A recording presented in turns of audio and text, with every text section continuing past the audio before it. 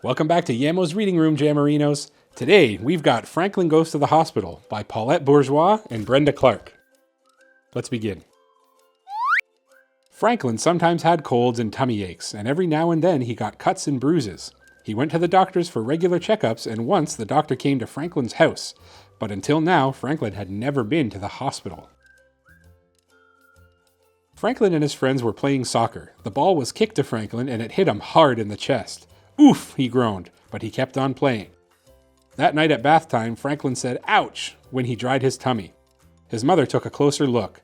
She said, "We'll go to the doctor first thing tomorrow." With gentle fingers, Dr. Bear poked and prodded Franklin's shell. She discovered a small crack. "It isn't serious, Franklin," she said, "but I have to put a pin in your shell to help it grow properly. I'll schedule an operation for you tomorrow morning at the hospital." "Will it hurt?" asked Franklin.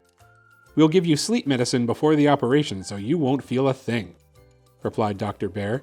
"When you wake up, you'll be a little sore, but we'll keep you in the hospital overnight to make sure that you're okay." Dr. Bear explained that operations can only be done when a patient has an empty stomach. She told Franklin not to eat or drink after bedtime that night. Franklin didn't mind. His tummy was too busy flip-flopping for him to even think about eating. After school, Franklin's friends came to visit. Franklin showed them the book about hospitals that Dr. Bear had given him. Fox pointed to a picture and asked why everyone was wearing a mask. "Masks keep germs out of the operating room," explained Franklin. "Are you scared?" asked Beaver. "Of course he's not scared," replied Bear. "Franklin's very brave." Franklin didn't say anything.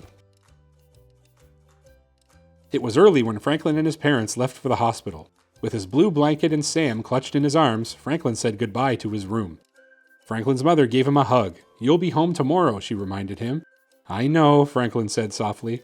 "You're a very brave little turtle," said his father. At the hospital, Franklin was given a bracelet with his name on it. Then an attendant pushed him down a long hallway in a wheelchair. Franklin stared at all the strange equipment on the carts and trolleys, and he wrinkled his nose at the unfamiliar smells. As they went around corners and through doors, Franklin kept checking to make sure that his parents were keeping up. At last, they reached Franklin's room. A nurse gave Franklin a special gown to wear. She took his temperature and his blood pressure and listened to his heart. Next, she rubbed some cream on his hand. "This will numb your hand," she told him. "Then it won't hurt when the doctor puts in the needle for your sleep medicine." "Okay," said Franklin in a small voice. "You're a very brave patient," said the nurse. Soon the attendant came back to take Franklin to another room. Dr. Bear was waiting for him. "We're going to take some x-rays," she said. "I need to know exactly where to put the pin." "I don't want x-rays," whispered Franklin. "X-rays don't hurt," explained Dr. Bear. "The machine only takes pictures of what's inside you." "I know," said Franklin. He started to cry. Dr. Bear sat down beside Franklin. "Please tell me what's wrong," she said. Franklin sniffled. "Everybody thinks I'm brave, but I've just been pretending. X-rays will show that inside I'm scared." "Oh, Franklin," exclaimed Dr. Bear, "an X-ray doesn't show feelings, it only shows shell and bones." "You mean no one will know that I'm afraid?" Franklin asked. "No one," replied Dr. Bear, "but just because you're afraid doesn't mean you aren't brave. Being brave means doing what you have to do no matter how scared you feel."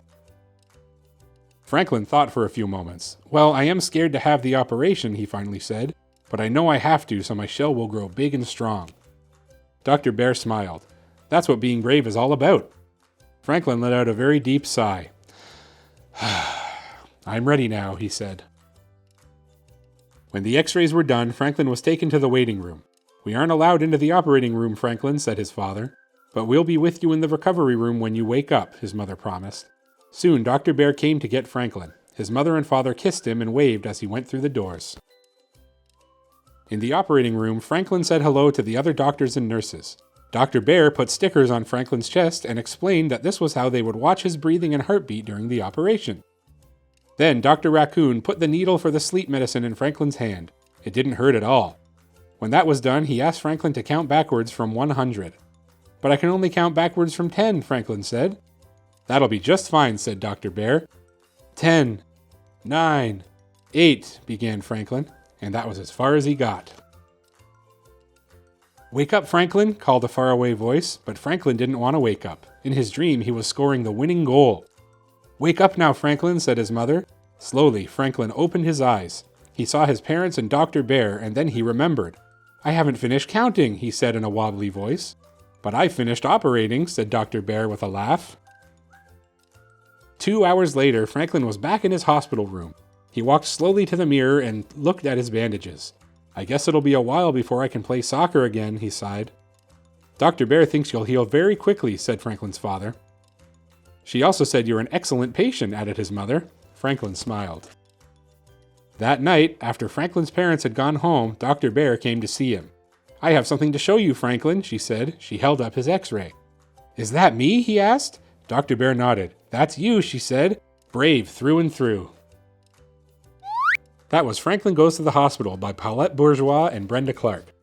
This is a really good book for if you ever have to go to the hospital.